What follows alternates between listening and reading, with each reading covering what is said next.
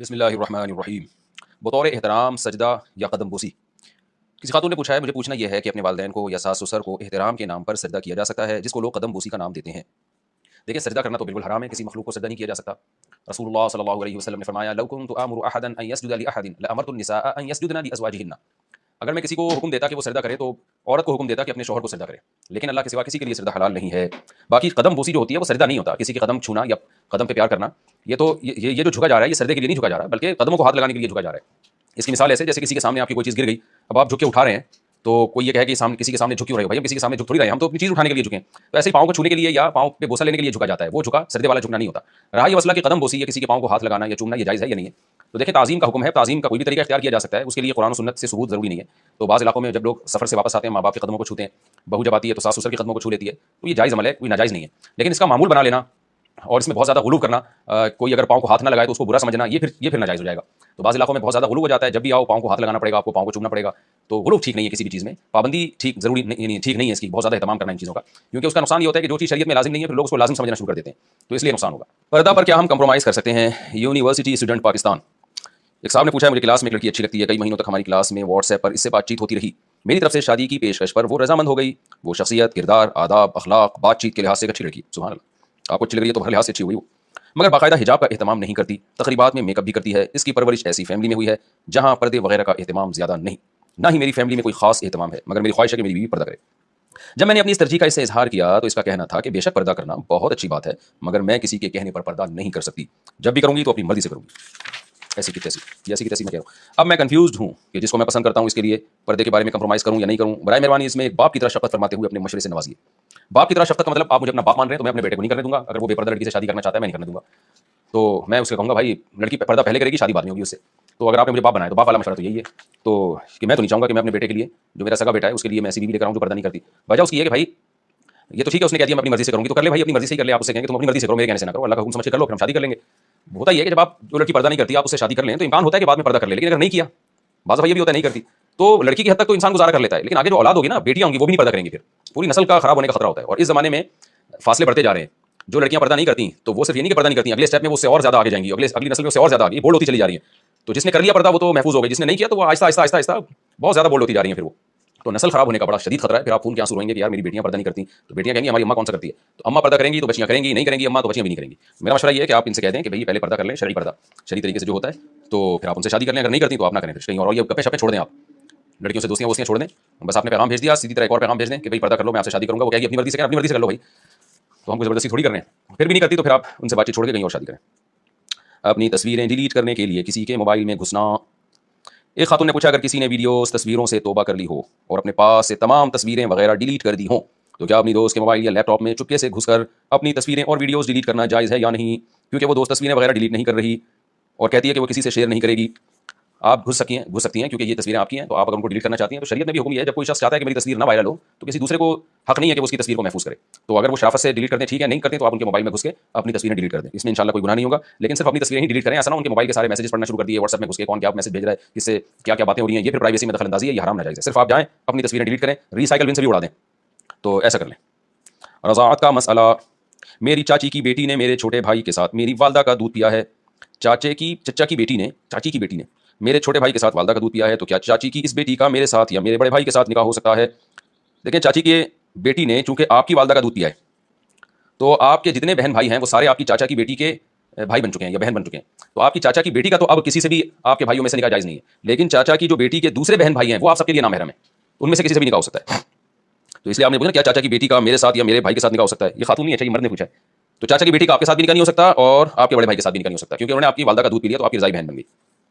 نماز میں ہاتھ اٹھانے کی حد، نماز میں ہاتھ کہاں تک اٹھانا چاہیے؟ دیکھیں، نماز میں جو ہم رفع الیدین کرتے ہیں تو حدیث میں 3 طرح کی حدیث ہیں، بعض میں آتا ہے فروع اذنیہ، شحمۃ اذنیہ اور منکبیہ، کہ نبی صلی اللہ علیہ وسلم نے ہاتھ اٹھائے منکبین کندھوں تک، بعض روایات میں آتا ہے شحمۃ اذنیہ، آپ نے کانوں کی لو تک اٹھائے، بعض میں فروع اذنیہ، کانوں کے کناروں تک اٹھائے، تو اس لیے اس بارے میں فقہاء کے مختلف آراء ہیں۔ امام ابو حنیفہ رحمہ اللہ تعالیٰ کی کوشش یہ ہوتی ہے کہ تمام حدیث کو سامنے رکھ کر فیصلہ کریں، امام حنیفہ نے تینوں حدیثوں کو سامنے رکھا تو پھر یہ تعبیر کی ہے کہ کانوں کی جو آپ کے انگوٹھے ہیں نا یہ کانوں کی لو تک ہوں گے اور آپ کی انگلیاں کانوں کے اوپر کنارے تک ہوں گی اور آپ کی ہتھیلی کندھوں تک، تو اس طرح جب ہاتھ اٹھائے جائے تو تینوں حدیثوں پر عمل ہو جاتا ہے۔ यानी जिन सहाबी ने हथेलियों का एतबार किया उन्होंने क्या कहा, नबी सल्लल्लाहु अलैहि वसल्लम ने कंधों तक हाथ उठाए। जिन सहाबी ने अंगूठे का एतबार किया उन्होंने कहा कि शहमत उज़ुनैहि, नबी सल्लल्लाहु अलैहि वसल्लम ने कानों की लौ तक हाथ उठाया। जिन सहाबी ने उंगलियों की किनारों का एतबार किया उन्होंने कहा कि नबी सल्लल्लाहु अलैहि वसल्लम ने फुरूअ उज़ुनैहि, आपने कानों के ऊपर किनारों तक हाथ उठाया। तो सहाबी ने ताबीर में फर्क किया है, लेकिन गरज सबकी एक ही है। तो इसलिए राजिह कौल हमारे नज़दीक यही है कि आप ऐसे हाथ उठाएं कि आपके अंगूठे ये कानों की लौ तक आ जाएं, हथेलियां कंधों तक आ जाएंगी और ये उंगलियां कानों के ऊपर वाले हिस्से तक चली जाएंगी। तो तीनों हदीसों पर इस तरह से अमल हो जाता है। इसी वजह से हमारे नज़दीक ये तरीका सबसे अफजल है। क्या हम वहां जाएं के अल्फाज से निकाह का हुक्म।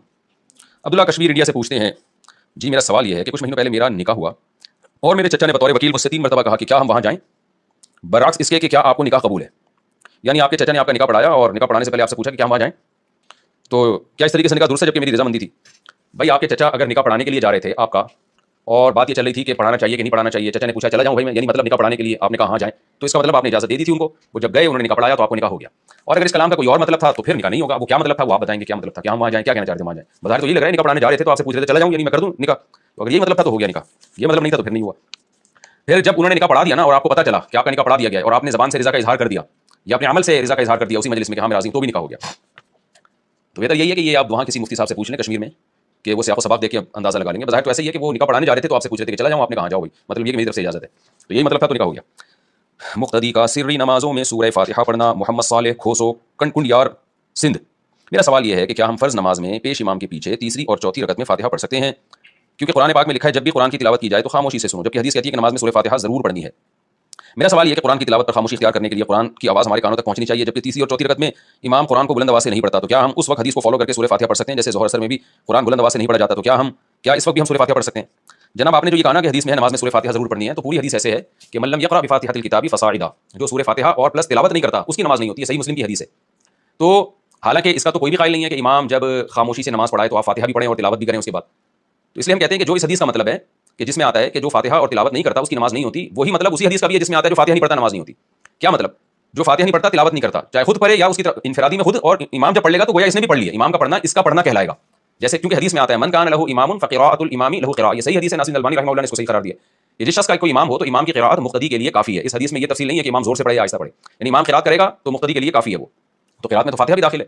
तो इसलिए ये जो हदीस में आता है ना जो फ़ातिहा नहीं पढ़ता उसकी नमाज नहीं होती, तो पूरी हदीस सही मुस्लिम की यूं है मल्लम यक़रा बिफ़ातिहातिल किताबि फ़साइदा, जो सूरह फ़ातिहा प्लस तिलावत नहीं करता उसकी नमाज नहीं होती। तो हम ये कहते हैं इमाम ने जब फ़ातिहा पढ़ ली और तिलावत कर ली, चाहे ज़ोर से की हो आहिस्ता की हो, तो गोया मुक़्तदी ने भी पढ़ ली है, उसको तिलावत ना करने वाला हम कह नहीं सकते। इस तरह से तमाम हदीसों में और कुरान की आयत में भी तदबीक हो जाती है।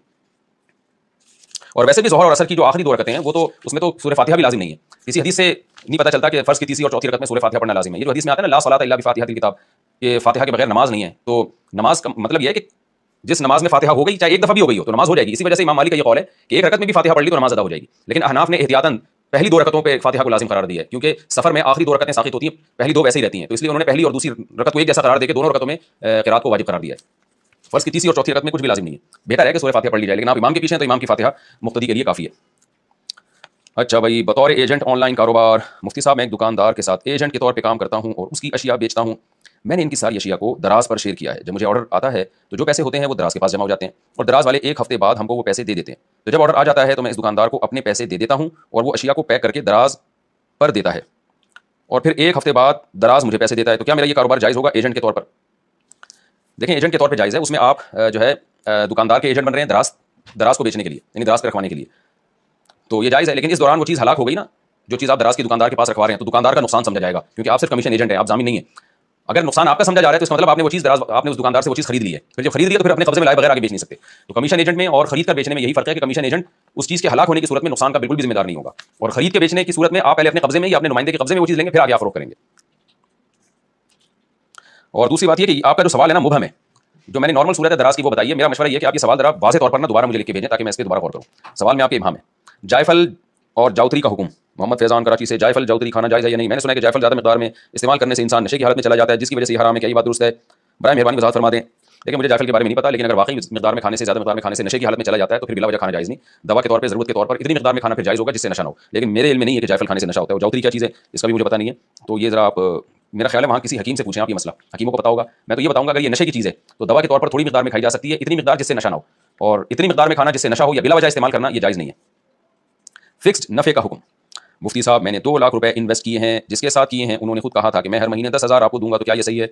नहीं जी, हराम है, नाजायज़ है। आपने 10,000 इन्वेस्ट किए, तो जिस भी कारोबार में इन्वेस्ट किए आप उनसे पूछें कि मेरे 10,000 से आप जितना पैसा कमाओगे, सारे पैसे मिक्स होंगे ना, तो उसको डिवाइड करें 10,000 पे कितना कमाए हमने, तो जितना आप मेरे 10,000 पे कमाओगे उसमें इतने परसेंट मेरा, इतने परसेंट आपका, तो परसेंटेज तय करें उसमें। हराम कमाई से बतौर गिफ्ट मिलने वाली जायनमाज़। किसी ने पूछा कि मेरे मामू ने जायनमाज़ गिफ्ट की थी, मेरे मामू बैंक में काम करते हैं, तो मैंने इस जायनमाज़ में जितनी नमाज़ें पढ़ी हैं क्या वो मुझे दोबारा लौटानी पड़ेंगी? देखें, आप अगर सूदी बैंक में काम करते हैं और उनका काम भी सूदी लेन देन के मायदे लिखना या उस पूरे निज़ाम को देखना, इस टाइप का कोई काम है, जैसे बैंक का मैनेजर होता है, तो किसी न किसी दर्जे में सूद में इन्वॉल्व होते हैं मुलाजिमीन। तो बाद शोबे बैंक में ऐसे हैं जिसमें सूद में जरा भी इन्वॉल्वमेंट नहीं होती, जैसे चौकीदार है वो तो सिर्फ पैसों की हिफाजत के लिए बैठा हुआ है। तो अगर वाकई आपके मामू की आमदन हराम है, सूदी बैंक में कोई ऐसा काम लगा है जिस सूद में किसी भी तरह से वो मुलविस हैं, तो ऐसी सूरत में उनकी आमदन हराम है। उन्होंने अपनी हराम आमदन से अगर आपको जायनमाज़ खरीद के दी तो आपके लिए उसमें नमाज़ पढ़ना भी जायज़ नहीं था। तो अब आपने उसमें जब नमाज़ पढ़ ली है तो उसका इस्तेमाल नाजायज़ था, इस्तेमाल कर लिया आपने। अगर आपको मसले का इल्म नहीं था, पता नहीं था आपको, तो फिर तो आपकी नमाज़ हो गई, और जो नमाज़ें आपने पढ़ी हैं वक्त के अंदर अंदर उनको लौटा लेना लाजिम था, अगर आपको पता चल गया कि हराम आमदन से ली गई है। लेकिन अब आप ऐसा करें कि इस तकल्लुफ़ में पढ़ने की ज़रूरत नहीं है, जो हो गया उस पर अल्लाह ताला से तौबा इस्तिग़फ़ार करें और आप उस जायनमाज़ की कीमत सदका कर दें। अपने ऊपर लाजिम कर लें कि मैं जितने की जायनमाज़ है उतने पैसे में सदका कर दूंगा। तो जो नमाज़ें अभी तक यानी जैसे ये मसला आपको बयान किए जा रहे हैं ना, तो जो वक्ती नमाज़ आपने अभी पढ़ी है तो उसको एहतियातन आप लौटा लें, क्योंकि कौल ये भी है कि नमाज़ जब वाजिबुल इयादा होती है तो वक्त गुजरने के बाद वाजिबुल इयादा नहीं रहती वो। तो चूंकि ये नमाज हराम जाए नमाज पे पढ़ी है तो वाजिबुल इयादा है, तो जो जिस नमाज का टाइम अभी बाकी है और आपने वो पढ़ लिया तो उसको तो लौटा लें। जो माजी की नमाजें हैं वो अल्लाह ताला इंशाअल्लाह कबूल करेगा और आइंदा इसमें एहतियात करें। और आप चाहते हैं जाए नमाज रखना तो इसकी कीमत सदका करके जाए नमाज इस्तेमाल कर सकते हैं। कसम तोड़ने की वईद। अगर कोई शख्स किसी बड़े गुनाह यानी कबीरा गुनाह से बचने के लिए अल्लाह की कसम उठाए लेकिन बाद में वही गुनाह करे यानी कसम तोड़ दे, तो इसके बारे में क्या कहा गया है? भाई कसम तोड़ेगा तो गुनाह भी होगा, पहले तो एक गुनाह वैसे ही जो उसने गुनाह किया उसका गुनाह, फिर कसम तोड़ने का गुनाह। तो कसम तोड़ने की वजह से उसको कफारा अदा करना पड़ेगा, 10 गरीबों को 2 टाइम का खाना खिलाए और खुद अगर गरीब है तो 3 रोजे लगातार रखे। तलाक के बाद साथ रहने वालों का मामला। यूनुस साहब अहमदाबाद से पूछते हैं, मेरे भाई ने 3 तलाक़ें अपनी अहलिया को दे दी हैं, फिर भी वो एक साथ एक घर में रहते हैं और कहते हैं कि हम नहीं मानते, इस तरह तलाक नहीं होती, तो हम इनके साथ क्या मामला करें? आप इनसे ताल्लुक खत्म कर दें, पहले इनको मोहब्बत से समझाएं, मान जाएं ठीक, नहीं तो इनसे कतई ताल्लुक करें। ये कतई ताल्लुक इंशाअल्लाह गुनाह का जरिया नहीं बल्कि नेकी का जरिया होगा, क्योंकि ये हरामकारी है 3 तलाक़ें देने के बाद दोबारा बीवी को रखना, तो ज़िना है और फिर ज़िना पे लेबल लगा देते हैं हलाल का। तो इसलिए हदीस में जहाँ अल्लाह के लिए मोहब्बत है वहीं अल्लाह के लिए बोझ का भी हुक्म है। तो मैं नहीं कह रहा कि आप उनसे दुश्मनी करें, आप उनसे बाइकआउट कर दें, बस उनसे मिलना जुलना छोड़ दें और उनसे बोले भाई ये हराम काम आपने किया है। तो क्योंकि अगर इसी तरह लोग खामोश रहे तो सोसाइटी में बेगैरती फैलती चली जा रही है, लोगों ने तलाक को खेल तमाशा बनाया हुआ है। तो अल्लाह के लिए मोहब्बत और अल्लाह ही के लिए नफरत, तो कुरान ने साफ तौर पर कहा इन तल्लक़हा फला तहिल्लु लहू मिन बादु, मर्द ने तीसरी तलाक दे दी तो औरत हलाल नहीं है। सहाबा का ताबईन का इजमा इसके ऊपर, चारों इमामों का इजमा है। तो इसलिए आप उनसे बाइकआउट करें, उनको छोड़ दें ताकि लोगों को इबरत हासिल हो। गिफ्ट वगैरह पर भी विरासत जारी होगी। यासिर साहब मैनचेस्टर से पूछते हैं इंग्लैंड से, मेरी अहलिया समेत कुल 5 बहनें हैं, मेरी बीवी ने अपने वालिद को कुछ चीज़ें मसलन मोबाइल लैपटॉप वगैरह गिफ्ट के तौर पर दी थी। पूछना यह है कि क्या ये चीज़ें भी तरके में तकसीम होंगी? यानी कुल 5 बहनें, बीवी ने अपने वालिद को कुछ चीज़ें मोबाइल लैपटॉप वगैरह गिफ्ट के तौर पर दी थी, तरके में किसके तरके में भाई? बड़ा मुहम सा सवाल लोग पूछते हैं। भाई आपकी वाइफ ने जब अपने अब्बा को जो कुछ दे दिया तो वो अब्बा का हो गया, जब अब्बा का इंतकाल होगा तो उनके अब्बा के तरके में ये चीज़ें होंगी शामिल, यानी जो जिसकी को गिफ्ट दे दी गई वो उसी की है, जब वो मरेगा तो उसकी विरासत उसमें जारी होगी। नमाजों की पाबंदी रखते हुए पबजी खेलना। 5 नमाजों की पाबंदी रखते हुए अगर पबजी खेलें तो क्या फिर भी पबजी खेलना गुनाह होगा? पबजी में अगर जुआ खेल रहे हैं तो फिर तो बिल्कुल हराम है, नाजायज़ है, और अगर वैसे खेल रहे हैं तो टाइम वेस्टिंग है। तो 5 नमाजों की पाबंदी करते हुए भी खेलेंगे तो भी तो टाइम वेस्टिंग है ना। नमाज तो आपको टाइम को कीमती बनाने की तरफ लेकर आती है, तो इसलिए ना खेला करें भाई। चाहे नमाज की पाबंदी कर रहे हो, कोई और खेल खेल लें जिससे सेहत अच्छी हो, हॉकी खेल लें, फुटबॉल खेल लें, भागम दौड़ी कुछ तो करें, यानी भागने दौड़ने वाला काम करें, स्विमिंग कर लें, घुड़सवारी कर लें, ऐसे खेल खेलें जिससे सेहत अच्छी होती है। काश्त के लिए ज़मीन किराए पर देना। फ़ौबान फारूक इस्लामाबाद से, ज़मीन ठेके पर देना जायज़ है या नहीं? अगर कोई बंदा अपनी ज़मीन किसी को काश के लिए दे दे और इससे इसका किराया वसूल करे तो कैसा है? जायज़ है ज़मीन किराए पर देना कि अगला काश करेगा आप उससे रेंट लेते रहें, लेकिन बेहतर यही है कि मुज़ाराह पे दी जाए। मुज़ाराह का मतलब ये है कि आप किसान को ज़मीन दें और कहें जितनी पैदावार उगेगी उसमें इतने फीसद मेरा, इतने फीसद तुम्हारा। बेटों को जायदाद से आग करना। मोहम्मद कामरान KPK से पूछते हैं, मेरा ये सवाल है कि अगर बाप अपने बेटों की वजह से अपनी बेटियों को जायदाद से निकाल दे तो क्या इस पर इस चीज़ का गुनाह होगा? हमारे इलाके में एक बाप ने अपने एक बेटे की वजह से 7 बेटियों को अपनी कीमती जायदाद से निकाल दिया, तो क्या इस पर इस चीज़ का गुनाह होगा या नहीं? क्यों नहीं होगा गुनाह? अपनी औलाद को महरूम कर रहे हो भाई। नबी सल्लल्लाहु अलैहि वसल्लम ने फरमाया इत्तक़ुल्लाह, अल्लाह से डरो और वादिलू बैना औलादिकुम, औ कमा क़ाल सल्लल्लाहु अलैहि वसल्लम, अपनी औलाद में बराबरी करो। तो ज़िंदगी में तो जब बाप देगा तो बेटे बेटियों को बराबर देगा। हाँ, किसी की खिदमत, ज़रूरत या नेक होने की वजह से ज़्यादा दे दे तो एक अलग बात है। तो ज़िंदगी में तो बराबर देना चाहिए, और मरने के बाद तो विरासत से महरूम करना मुमकिन ही नहीं है। अगर कोई अपनी बेटियों को आँख भी कर देता है और वसीयत भी लिख देता है कि मेरी बेटियों को हिस्सा ना दिया जाए, तो भी बाप के मरने के बाद बेटियों को लाजमी हिस्सा दिया जाएगा। ऐसा नहीं हो सकता कि वो महरूम हो जाए हिस्से से। तो इसलिए ऐसे जुल्म से बचना चाहिए। एक ही बेटे को सब दे दिया और 7 बेटियों को कीमती जायदाद से निकाल दिया, ये बहुत बड़ा जुल्म है। ईद की नमाज के लिए टिकट। एक बहन ने कनाडा से पूछा कि ईद की नमाज के लिए टिकट लगा सकते हैं? एक मशहूर कारी साहब यहाँ आए थे तो मुसलमानों की एक वेलफेयर तंजीम ने हर नमाजी से टिकट के पैसे वसूल किए, जो कि $75 से $150 तक थे। जो कारी साहब के जितने करीब खड़े होगा इसके पैसे भी उतने ज़्यादा। सुभान अल्लाह। हाँ, इसका मतलब सेल्फी पे भी पैसे हम लगा सकते हैं। वेलफेयर ऑर्गेनाइजेशन का कहना था कि पैसे फलाही कामों में इस्तेमाल होंगे। सवाल ये है कि क्या इस तरह नमाज पढ़ने के लिए पैसे लेना जायज़ है या नहीं? हमने इस तरह का कोई वाक़या इससे पहले कभी नहीं सुना, हमने भी कभी नहीं सुना भाई। देखिए, अगर कोई ऐसी जगह है जो इंतजामिया ने किराए पे ली हुई है और उसका किराया इंतजामिया को देना है आगे गवर्नमेंट को, तो फिर तो ज़ाहिर नमाजियों से किराया वसूल किया जाएगा। लेकिन अगर ऐसा कुछ नहीं है तो फिर ये गोया नमाज के पैसे हो गए कि आप नमाज पढ़ेंगे तो इतने पैसे दें, तो ये शरन जायज़ नहीं है। ट्रस्ट का ये तरीका नमाजियों से गन पॉइंट पे पैसे लिए जाएं कि वरना आपको नमाज का मौका नहीं दिया जाएगा, ये तरीका नाजायज़ है बिल्कुल। तो वैसे नमाजियों को आने दें, फिर उनको ऐलान कर दें भाई ये ट्रस्ट है, जिसने जितने पैसे देने वो अपनी खुशी से दे दें। ये टिकट लगाना जायज़ नहीं है। दरवाजे पर बैठना। जमाल अख्तर गुजरात इंडिया से, दरवाजे पर बैठना कैसा है? कुछ लोग कहते हैं कि दरवाजे पर बैठने से क़ज़्ब बढ़ता है। قرض بڑھتا تو نہیں ہے, الٹا لوگ قرض لے کے جا رہے ہوتے ہیں کہ بھائی آپ فالتو بیٹھے ہوئے, لگ رہا ہے آپ کو کوئی کام دھام نہیں ہے, پیسے بہت ہیں آپ کے پاس, تو 50 روپے دے دیں ہمیں بھی. اس طرح سے قرض بڑھ جائے گا تو ایک الگ بات ہے, لیکن دروازے پہ بیٹھنے سے کچھ نہیں ہوتا. نبی صلی اللہ علیہ وسلم نے راستوں میں بیٹھنے سے صحابہ کو منع کیا, گلیوں میں بیٹھنے سے. دروازے پہ بھی آپ بیٹھتے ہیں تو راستے میں بیٹھے نا, تو صحابہ نے پھر نبی نے فرمایا اگر تم بیٹھنا چاہتے ہی ہو تو پھر راستے کا حق ادا کرو. وہ حق یہ ہے کہ نظر کی حفاظت کرو, کوئی عورت گزر رہی ہے تو اس کو مت دیکھو, اور جو گزر رہا ہے اس کو سلام کرو. تو یہ حق اگر آپ ادا کرتے ہیں تو دروازے پہ بیٹھنا آپ کے لیے بالکل جائز ہے. جوائنٹ فیملی میں کوئی ناراض ہو تو کیا نماز روزہ قبول نہیں ہوتا؟ اگر شوہر یا کوئی اور 3 دن سے زیادہ ناراض ہو تو کیا نماز روزہ قبول نہیں ہوتا؟ اگر شوہر بلا وجہ ناراض ہو تو کیا حکم ہوگا؟ نیز جوائنٹ فیملی میں کوئی نہ کوئی ناراض رہتا ہی ہے, اس صورت میں کیا حکم ہوگا؟ کلثوم صاحبہ یو پی انڈیا سے. دیکھیں شوہر کی ناراضی تو بہت عورت کے لیے بہت نقصان دہ ہے. نبی صلی اللہ علیہ وسلم نے فرمایا جس عورت کا شوہر اس سے ناراض ہو تو اس عورت کی اس رات کی عبادت قبول نہیں ہوتی. تو بڑی سخت وعید ہے. ہاں یہ ضرور ہے کہ اس میں عورت قصوروار ہو, بلا وجہ شوہر ناک پہ مکھی بٹھا کے رکھا ہوا ہے اس نے اور بلا وجہ چھوٹی چھوٹی باتوں پہ ناراض ہو رہا ہے, تو وہ تو پھر شوہر کا قصور ہے. تو لیکن عورت کی یہ بہت بڑی ذمہ داری ہے کہ وہ اللہ کو راضی رکھنے کے ساتھ شوہر کو بھی راضی رکھے, کیونکہ اس کے احسانات بہرحال بہت ہیں اور وہ مقدس رشتہ اللہ نے اس کا بنایا ہے. لیکن اگر ظالم ہے اور نئی سکون زندگی میں گزارنے دے رہا, اپنی ذمہ داریاں پوری نہیں کر رہا, تو پھر ایک الگ بات ہے. تو ایسی صورت میں وہ ناراض ہو تو منانے کی کوشش کریں, پھر بھی مان جائے تو ٹھیک ہے, نہیں مانتا تو پھر آپ نے اپنی ذمہ داری پوری کر لی. اچھا جوائنٹ فیملی میں کوئی نہ کوئی ناراض رہتا ہی ہے, کوئی نہ کوئی میں بھی رشتہ دار دیکھے جائیں گے. ساس سسر کا رشتہ زیادہ مقدس ہے, نند و جٹھانیوں کا تھوڑا دور کا ہو جاتا ہے. تو ساس سسر اگر ناراض ہیں تو پھر عورت کو چاہیے کہ وہ منائیں ان کو, کیونکہ ماں باپ ہی کی طرح ہوتے ہیں, فادر ان لا ہے, مدر ان لا ہے. تو اللہ تعالیٰ نے بھی ان کو ماں باپ جیسا بنایا, تبھی تو سسر کے لیے بہو سے نکاح ہمیشہ حرام رہتا ہے اور ساس کے لیے داماد سے نکاح ہمیشہ حرام رہتا ہے. اس کی وجہ یہ ہے کہ اللہ نے اس کو ماں بنا دیا. تو اس لیے ان کی ناراضی بھی قطع رحمی میں آتی ہے. حتی الامکان منانے کی کوشش کریں, اور چھوٹوں کو چاہیے کہ اگر غلطی سامنے والے کی بھی ہو تو اپنے اوپر ڈال لیں. اگر آپ کی بھی یعنی ان کی بھی غلطی ہے تو آپ مان لو اچھا جی میری غلطی تھی, سوری کر لو. نبی صلی اللہ علیہ وسلم نے فرمایا جو حق پر ہوتے ہوئے بھی جھگڑا چھوڑ دے گا, جھگڑے سے بچنے کی تدبیر اختیار کرے گا, یعنی مفہوم یہی ہوا نا کہ غلطی نہیں ہے پھر بھی معافی مانگ کے رفع دفع کر لیا, تو میں اس کے لیے جنت میں گھر کی ضمانت لیتا ہوں. کتنی بڑی فضیلت ہے. تو پھر بھی لیکن اگر وہ بہت زیادہ زیادتی کر رہے ہیں, بعض دفعہ ہوتا ہے وہ اتنی زیادتی کے سکون نہیں لینے دے رہے ہوتے, تو اس بنیاد پر اگر تھوڑا سا ان سے ریزرو ہو جائے تو انشاءاللہ پھر گناہ نہیں ہوگا. قرض لے کر گھر خریدا تو اسے زکات دے سکتے ہیں؟ میرے قریبی رشتہ دار نے اپنا گھر خریدنے کے لیے قرضہ لیا ہے اور ساتھ ہی اپنے زیور کو بھی گروی رکھوا دیا ہے, کیا اس صورت میں ہم ان کا قرض زکات کے پیسوں سے اتار سکتے ہیں؟ دیکھیں اگر وہ واقعی زکات کے مستحق ہیں تو زکات کے پیسوں سے قرض اتار سکتے ہیں, لیکن ان کو پہلے بتانا پڑے گا کہ ہم آپ کو رقم دینا چاہتے ہیں, تو آپ کو جو ہم رقم دینا چاہتے ہیں تو وہ آپ فلاں کو ہم دے رہے ہیں, آپ کی طرف سے اجازت ہے یا نہیں ہے؟ وہ اگر یہاں اجازت ہے تو پھر دے دیں. ایسا نہیں کہ پہلے قرضہ اتار دیا بعد میں آپ ان سے کہہ رہے ہیں کہ بھائی ہم نے آپ کو رقم دی ہے, تو پھر زکات ادا نہیں ہوگی. اگر دوسری رکعت میں بیٹھنے کے بجائے کھڑے ہو گئے, اگر کوئی شخص 2 رکعت سنت پڑھ رہا ہو اور دوسری رکعت میں بیٹھنا بھول جائے بلکہ کھڑا ہو جائے تو اس صورت میں اسے کیا کرنا چاہیے؟ ورار صاحب انڈیا سے. اگر سنت موقدہ پڑھ رہا ہے یا وطر پڑھ رہا ہے یا مغرب کے 3 فرض یا ظہر کے 4 فرض, عصر عشاء کے 4 فرض, یعنی فرض پڑھ رہا ہے یا وطر واجب پڑھ رہا ہے یا ظہر کی 4 سنتیں, تو ایسی صورت میں اگر کوئی 2 رکعت کے بعد بیٹھنا بھول جائے اور کھڑا ہو جائے تو پھر کھڑا ہی رہے, وہ بیٹھے نہیں, بلکہ آخر میں بس سدا صاحب کر لے, نماز ادا ہو جائے گی. لیکن اگر کوئی 4 سنتیں غیر موقدہ پڑھ رہا ہے یا فجر کے 2 فرض پڑھ رہا ہے تو ایسی صورت میں اگر وہ کھڑے ہو جائے تو اس پر لازم ہے کہ وہ بیٹھے گا بھی اور آخر میں سدا صاحب بھی کرے گا. موت کے وقت شدت تکلیف سے کفریہ کلمہ نکل جانا, اگر کوئی شخص موت کے وقت کلمہ نہ پڑھے یا موت کی تکلیف کی وجہ سے منہ سے کوئی کلمہ کفریہ نکل جائے تو اس کے بارے میں کیا حکم ہوگا؟ عارف صاحب سبا سے. دیکھیں تکلیف میں کلمہ کفر نکلے گا تو کافر ہو جائے گا. حدیث میں آتا ہے ایک شخص جنت کے قریب پہنچ کے ایک بارش کے قریب رہ جاتا ہے, لیکن موت سے پہلے وہ کوئی ایسا کام کر جاتا ہے کہ جہنم میں چلا جاتا ہے, اور بعض دفعہ جہنم کے بالکل قریب ہو چکا ہوتا ہے لیکن موت سے پہلے ایسا کام کر لیتا ہے کہ جنت میں چلا جاتا ہے. اس لیے ہمیں چاہیے ہم نیک کام کریں تو موت تک کرتے رہیں, اور برائی سے بچیں تو موت تک بچتے رہیں. تو اگر کوئی کسی بھی وجہ سے کلمہ کفر نکالتا ہے تو وہ کافر ہو جاتا ہے. ہاں یہ ضرور ہے کہ موت کے وقت تکلیف اتنی ہوئی کہ دماغ نے کام کرنا چھوڑ دیا, پھر اگر کلمہ کفر نکالے گا تو وہ معاف ہے, کیونکہ ہم احکام کے اسی وقت تک مکلف ہیں جب تک ہمارا دماغ کام کر رہا ہو. بعض دفعہ تکلیف اتنی شدید ہوتی ہے کہ دماغ معاف ہو جاتا ہے, جب دماغ معاف ہو گیا تو پھر اگر اس کے منہ سے کلمہ کفر بھی نکل رہا ہے تو پھر اللہ تعالیٰ انشاءاللہ اسے نہیں پکڑے گا, کیونکہ وہ اس کے اختیار میں نہیں ہے.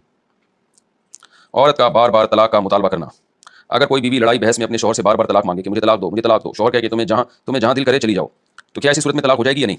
نہیں جی, یہ مبہم الفاظ ہیں. اس کا یہ مطلب بھی ہو سکتا ہے کہ ٹھیک ہے تمہیں طلاق ہے جہاں چاہو چلی جاؤ, اور یہ مطلب بھی ہو سکتا ہے کہ تم جہاں چاہو چلی جاؤ میں تمہیں دے دوں گا, دونوں مطلب ہو سکتے ہیں. تو یعنی یہاں سے دفع ہو جاؤ, یہ بھی نیت ہو سکتی ہے. تو یہ مبہم الفاظ ہیں. تو ان میں اگر شوہر کی نیت طلاق کی ہوگی تو پھر طلاق واقع ہوگی, نیت طلاق کی نہیں ہے تو طلاق واقع نہیں ہوگی, کیونکہ ان میں رد اور سب دونوں کا احتمال ہے اس میں. عورت کچھ کپڑے سسرال لے جائے تو کیا وہ بھی جہیز ہوگا؟ اگر کسی عورت کی شادی ہو اور اپنے ساتھ کچھ کپڑے سسرال لے جائے پہننے کے لیے تو کیا وہ بھی جہیز میں شمار ہوں گے؟ نہیں بھائی, اتنا تو ہوتا ہی ہے عام طور پہ جب لڑکیاں ماں باپ کے گھر سے رخصت ہوتی ہیں تو 2-4 جوڑے تو ان کو ملتے ہی ہیں, تو وہ جہیز میں شمار نہیں ہوگا اتنی سی چیز. ویسے ہونا تو یہ چاہیے کہ سارا کچھ لڑکا ہی انتظام کرے, جتنے بھی کپڑے ہیں نا وہ اس کی اب امانت ہے, بولے بھائی میں خود سارے لباس کپڑے وغیرہ ارینج کروں گا. شراب کی بوتل کو شو پیس بنانا, کیا ہم شراب کی کاج کی بوتل گھر میں شو پیس بنا کر رکھ سکتے ہیں؟ رمشا خان انڈیا سے. ایسی بوتل جس میں سب کو پتا ہو دیکھتے ہی کہ یہ شراب ہی آتی ہے, ایسی بوتل میں اس کو کسی بھی طرح سے گھر میں رکھنا جائز نہیں ہے, کیونکہ وہ گناہ کی ایک یادگار ہے. نبی صلی اللہ علیہ وسلم نے جب شراب کو حرام قرار دیا اللہ کے حکم سے, تو آپ نے شراب کے برتنوں کو بھی توڑنے کا حکم دیا. پھر بعد میں برتن رکھنے کی اجازت دے دی, کیونکہ ان برتنوں میں صرف شراب نہیں آتی تھی اور بھی چیزیں آتی تھی, تو اور غربت بھی تھی. لیکن اب جو بوتلیں شراب کی آتی ہیں وہ ایسی خاص قسم کی ہوتی ہیں کہ سب کو پتا ہوتا ہے, کمپنیوں کے نام لکھے ہوئے ہوتے ہیں, تو وہ پھر گھر میں آپ رکھیں گے تو گناہ کی یادگار ہے وہ. تو وہ آپ اس سب دیکھ کے شک بھی ہوگا کہ پتہ نہیں یہ کیا کرتے ہیں, تو ایسی چیز کو نہیں رکھنا چاہیے گھر میں. اگر میں نے یہ کام کیا تو 1 کروڑ روزے رکھوں گی. اگر کسی نے قسم کھائی ہو کہ یہ کام نہیں کروں گی, اگر کیا تو اتنے لاکھ اور اتنے کروڑ روزے رکھوں گی, جو کہ ناممکن ہے. اس صورت میں اگر وہ کام کر لیا تو کیا ہوگا؟ دیکھیں منت بھی ہے یہ اور قسم کے الفاظ بھی ہیں یہ. جب آپ کسی چیز کو نہ کرنے کی کسی کام کے ساتھ منت کو مشروط کر دیتے ہیں تو وہ قسم بھی بن جاتی ہے اور منت بھی رہتی ہے. تو اگر ایسے منت مانی کہ اللہ نے میرا یہ کام کر دیا تو میں 1 کروڑ روزے رکھوں گی, تو خوب سمجھ رہے پھر روزے ساری زندگی کے لیے لازم ہو جائیں گے.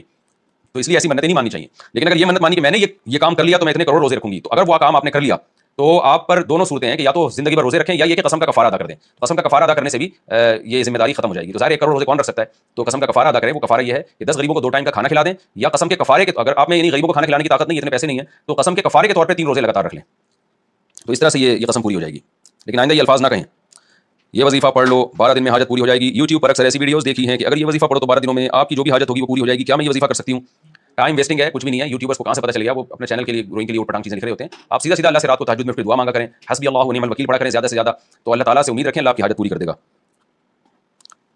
پچھلی صف میں اکیلے نماز پڑھنا, کیا پیچھے صف میں اکیلا بندہ کھڑے ہو کر نماز پڑھ سکتا ہے یا 2 بندے ہونا ضروری ہیں؟ نیز اگر کوئی شخص جماعت کے دوران پیچھے سے آ کر آپ کو 3 دفعہ تھپتھپائے اور پھر خود ہی آپ کو کھینچ کر پیچھے کر لے تو کیا یہ صحیح ہوگا؟ وقاص صاحب لاہور سے. جماعت کی نماز اگر آپ پڑھ رہے ہوں تو صف کے اندر کھڑے ہوں, صف میں جگہ نہیں ہے, پیچھے کھڑے ہو رہے ہیں آپ یعنی اگلی صف میں, اور اس میں آپ کے علاوہ کوئی بندہ نہیں ہے, تو پھر اصل حکم تو یہ ہے کہ آپ آگے سے ایک بندے کو کھینچ لیں. لیکن ظاہر کھینچیں گے وہ آپ کو کھینچے گا اور کھینچاتانی شروع ہو جائے گی. تو بہتر یہی ہے کہ آپ تھوڑا انتظار کر لیں, کوئی اور بندہ آ رہا ہے تو اس کے ساتھ کھڑے ہو کر نیت باندھ لیں. کوئی بھی نہیں ہے تو پھر اکیلے ہی مجبوراً کھڑے ہو جائیں. اور اگر کوئی شخص جماعت کے دوران آ کے آپ کو اپنے ساتھ کھڑے ہونے پر مجبور کرتا ہے تاکہ اس کے ساتھ صف بن جائے اور آپ کو کھینچتا ہے تو آپ چلے جائیں, یعنی تھپتھپاتا ہے تو آپ پیچھے ہٹ جائیں نماز میں, اس کے ساتھ صف بنا کے کھڑے ہو جائیں. اگر آپ نہیں جاتے وہ خود ہی کھینچ کے لے جاتے تو بھی ٹھیک ہوگا, نماز ہو جائے گی. کہہ رہے ہیں کہ شوہر بیوی سفر سے جب واپسی ہو شوہر کی, تو کیا میاں بیوی سب کے سامنے ایک دوسرے سے گلے مل سکتے ہیں؟ کیا شوہر اور بیوی سب کے سامنے ایک دوسرے سے گلے مل سکتے ہیں جب جیسے شوہر سفر سے آیا ہو سفر میں جا رہا ہو؟ لیکن یہ چیز حیا کے خلاف ہے. بیوی سے گلے ملنا سب کے سامنے حیا کے بہرحال خلاف ہے. تو اس لیے یہ ہماری سوسائٹی میں حیا ویسے بھی ختم ہوتی جا رہی ہے, تو 2-4 کام حیا والے رہ گئے ان کو سوسائٹی میں رہنے دیں. تو سب کے سامنے میاں بیوی کو اس طرح سے بے تکلفی کا اظہار نہیں کرنا چاہیے. آج کل تو کزنوں سے لوگ گلے مل رہے ہیں, تو کیونکہ میں جب یہ مسئلہ بتا رہا ہوں تو ہمارے لبرل لوگ فوراً اعتراضات شروع کر دیں گے کہ یہ مولوی لوگ اتنے بنیاد پرست ہیں. تو لبرل لوگ تو کزنوں سے مل رہے ہیں گلے, وہ عام نامحرم لڑکیوں سے مل رہے ہیں, ان کو حیا کے مسائل کہاں سمجھ میں آئیں گے؟ حیا کے مسائل ان کی سمجھ میں آتے ہیں کہ وہ تھوڑی سی حیا رکھتے ہیں. حیا کوئی ایسی چیز نہیں ہے جس کو ڈکشنری سے نکال کے دکھا دیں ہم کس کو حیا کہتے ہیں, محسوس ہونے والی چیز ہے. تو اگر آپ میں حیا ہوگی تو آپ کو محسوس بھی ہوگی, آپ کے اندر حیا نہیں ہے تو آپ کو محسوس ہی نہیں ہوگی. گناہ سے بچنے کے لیے فون پر نکاح کرنا, اگر لڑکا لڑکی کا رشتہ ہو جائے اور 1.5 سال بعد شادی ہو تو اگر وہ گناہ سے بچنے کے لیے فون پر نکاح کر لیں اور پھر بعد میں شادی کے وقت رجسٹرڈ بھی کرا دیں تو کیا یہ صحیح ہوگا؟ اہلیہ فہد انڈیا سے. دیکھیں شادی 1.5 سال بعد ہے اور اس پہ فتنہ ہو رہا ہے ان کو, تو فون پہ کسی کو وکیل بنا کے نکاح کریں. ایسے ہی فون پہ ایجاب و قبول سے نکاح نہیں ہوتا, لیکن اس کے سائڈ افیکٹ بہت زیادہ ہے. نکاح کریں تو پھر بتا دیں سب کو بھائی ہم نے نکاح کر لیا ہے, اور پبلک کو دکھانے کے لیے اور نکاح بعد میں ہم کر لیں گے, لیکن یہ مشہور کر دیں. کیونکہ چھپن چھپائی والے کام بڑے خطرناک ہوتے ہیں. ایسے کئی کیسز ہمارے سامنے آئے ہیں کہ لڑکا لڑکی منگیتر تھے, ماں باپ شادی میں دیر کر رہے تھے, انہوں نے چھپ کے نکاح کر لیا, آپس میں ملتے رہے, پریگننسی ہو گئی لڑکی کو, بعد میں پتہ چلا کہ جی اب وہ شادی میں تو 1 سال باقی ہے, اتنے تو بچہ پیدا ہو جائے گا, پھر وہ حمل گراتے ہیں. حالانکہ حمل گرانا جائز نہیں ہے, یہ کوئی شرعی عذر تھوڑی ہے جس کی بیس پہ حمل گرانا جائز ہو ان کے لیے. تو حمل گرانے کی باتیں شروع ہو جاتی ہیں. پھر بعض دفعہ اتنے اختلافات ہو جاتے ہیں کہ لڑکا پھر لڑکی کو چھوڑتا نہیں ہے, لڑکی کے دوسری جگہ لڑکی کی ماں رشتہ کر رہی ہوتی ہے. ایسے ہمارے پاس بڑے کیسز ہیں اس طرح سے. ماں باپ کہتے ہیں بھائی ہم نے اپنی بچی کی کہیں اور شادی کرنی ہے, آپ ہمیں پسند نہیں ہو, تو ادھر لڑکی نکاح کر کے پھنس چکی ہوتی ہے, لڑکا طلاق نہیں دے رہا ہوتا. تو 20 قسم کی پیچیدگیاں ہیں. تو اس لیے ماں باپ کو فورس کریں جلدی نکاح کریں, بس بہتر راستہ یہی ہے. والدہ کی بد دعا کیا اولاد کو لگتی ہے؟ ہم والدہ کو خرچہ دیتے ہیں, اس کے باوجود والدہ بد دعائیں دیتی ہیں, خوش نہیں ہوتی ہیں, اور یہ بھی کہتی ہیں کہ جس بیٹے نے مجھے خرچہ نہیں دیا اس کو بد دعا دوں گی. اس کا کیا حل ہے؟ کیا والدہ کی بد دعا لگے گی؟ قاری شاہد لودھنا سے. بعض مائیں بڑی زیادتی کرتی ہیں, بات بات پہ بد دعائیں دیتی ہیں. تو ہم بھی اسی سوسائٹی میں پیدا ہوئے ہیں, ہم نے بھی ایسے حالات دیکھیں. تو ماں کا بہت بڑا حق ہے, آپ کوشش کریں ماں کو راضی کرنے کی. اگر وہ اپنے حق سے زیادہ مانگتی ہے تو بھی دیں, کیونکہ ان کے احسانات بہرحال زیادہ ہیں. تو پوری کوشش کریں ماں کی بد دعا سے بچنے کی. پھر بھی دیتی ہیں تو اللہ سے امید ہے کہ انشاءاللہ اس بد دعا کا آپ اثر نہیں ہوگا. باقی جو مائیں اولاد کو بلا وجہ بد دعائیں دیتی ہیں تو ان کے لیے بھی حدیث میں وعید ہے. آپ نے فرمایا عورتیں جہنم میں جائیں گی, اس کی ایک بہت بڑی وجہ کیا ہے؟ تو پھر لان, یعنی کثرت سے جائیں گی جہنم میں. اس کی وجہ ہے کہ وہ لان تان زیادہ کرتی ہیں, بد دعائیں بات بات پہ دیتی ہیں. تو یہ چیز ماں کے لیے بھی خطرناک ہے کہ وہ چھوٹی چھوٹی باتوں پہ اولاد کو بد دعائیں دینا شروع کر دے. اس کا اللہ ماں سے بھی حساب لے گا قیامت کے دن. بہرحال آپ پھر بھی کوشش کریں اپنی والدہ کو جس حد تک خوش رکھ سکتے ہیں خوش رکھیں ان کو.